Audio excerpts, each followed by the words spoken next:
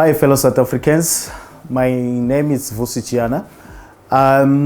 Today's episode, it will be based on how to prepare for your examinations. Just to be specific, I would like to use my personal experiences to help you, to better prepare. Just to introduce myself formally so that we know each other moving forward. I'm an author of a book titled You Can Be Strong at Your Weakest Place. I'm a co-founder and the director at You Own It SA, which is the first South African national newspaper. I'm sure it's the first time you hear of a newspaper for a difference than a newspaper. And I'm also a property manager under Kulafela Student Accommodation Management. We manage more than 20 accommodations, student accommodations around Soweto. So as we proceed, I would like to start highlighting the points so that we move forward.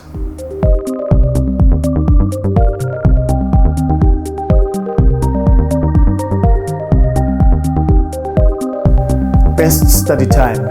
It is very much important to know what is your best study time for a specific reason. It assists in terms of how you allocate content and how you allocate time, in relation to the content that you are preparing for.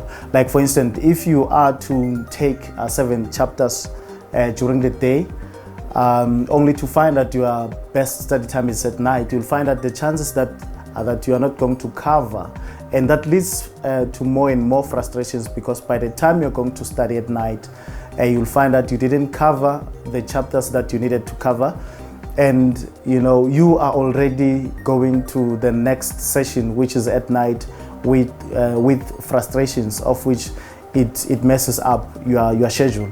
So if you were to allocate maybe 3 chapters during the day, because during the day is not your best study time, and 4 at night, you'll find that you are going to easily convert all those 7 chapters with ease, with no difficulty. Perusing before studying is important because you precondition your mind to be familiar with that particular content, and it assists in terms of you deciding which content to study with. So by the time you study, your mind is already in the relaxed mood, ready to digest that particular content. Do not procrastinate. I know sometimes it is difficult considering our settings as South Africans. We have other responsibilities, in our families and so on. But try by all means to stick to your study time frame, because the mind of a person works in a very strange way. For instance, if you are used to wake up at 5, chances are that even if you are no longer waking, you wake up at 5. So the reason why I'm specifying this particular example is that, the mind of a person is set in a sense that if you say you're going to study at 6, maybe every day at 6, it's ready to digest whatever particular content that you are going to go through. So if you have, you are, changing now and then, like you are confusing it and you are making things worse and difficult to yourself.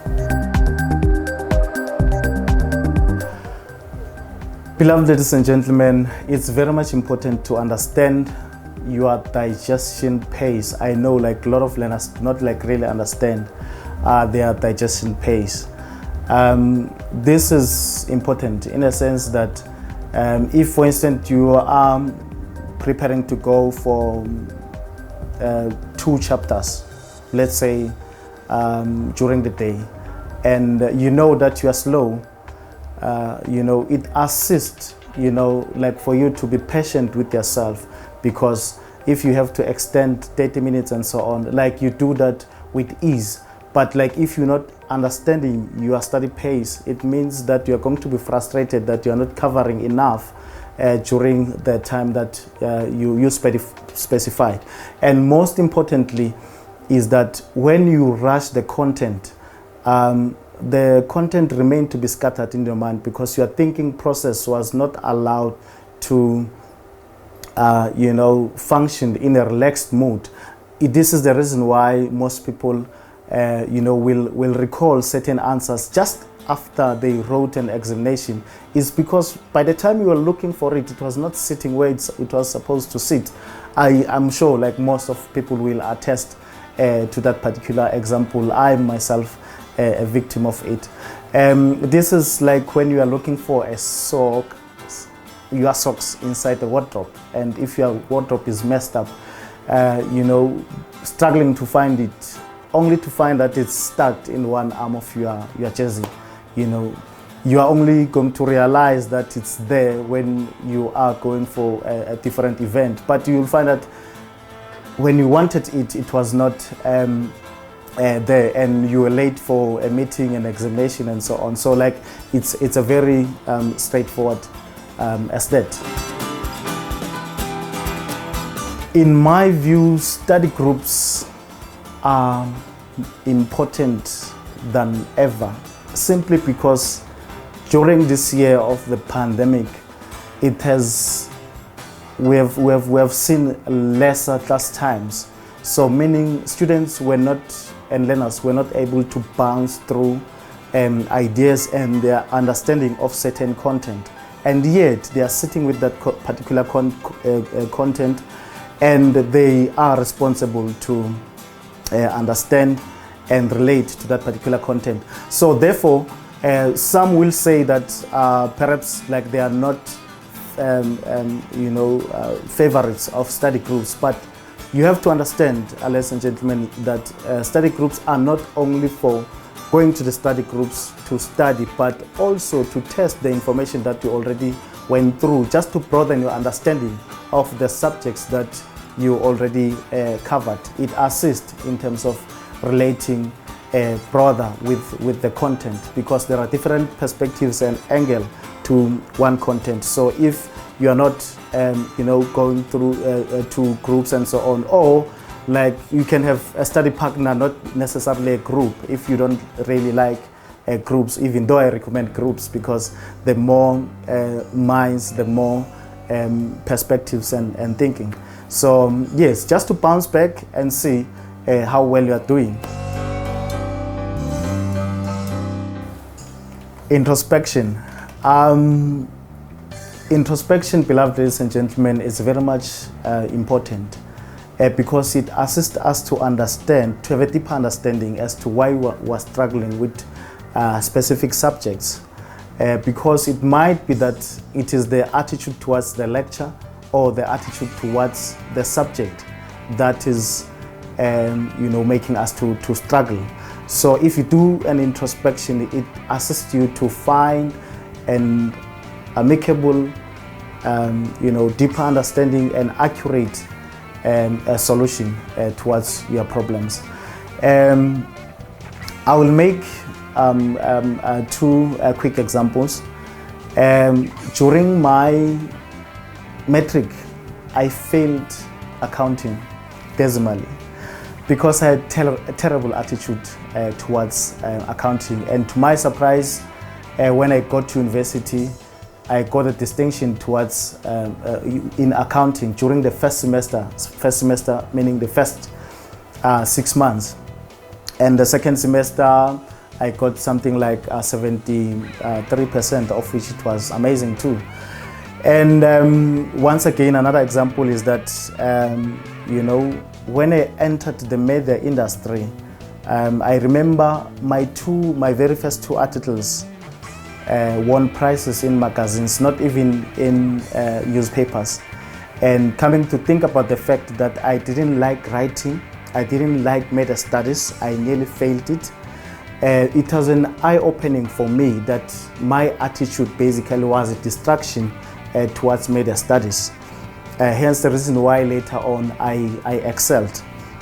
So I'm sure this assists you in terms of like relating your attitude towards subjects, and then it will assist, when you do your introspection. It is very much important to make sure that you allocate time within your busy schedule to revise the content that you studied before you go to an exam room. It assists in terms of like you being more settled and you being more comfortable, because the last thing you want is to panic during the exam room, because it messes up everything. It messes up your mind, and so you don't want that to happen to you. As I close, my beloved ladies and gentlemen, it has been a pleasure sharing with you my experiences. The question remains in your mind, that when you will really say, I'm doing enough, because lazy people feel that they are doing enough while little work is completed. So basically, I documented in my book, according to my understanding, that when you are doing enough, you don't feel like you're doing enough. And that is when you feel motivated to do more than enough. So it's very much important to do more than enough in this time that we are faced, because we need to rise above all the challenges of the pandemics and all that. As I leave, I would like to share with you my blog page, which is vusijiyana.wordpress.com, just for you to have a taste of my writing, and just to have a platform where you can go for an inspirational content, in between you are studying and so on, just like to stay motivated and stay floating above the water. See you till next time.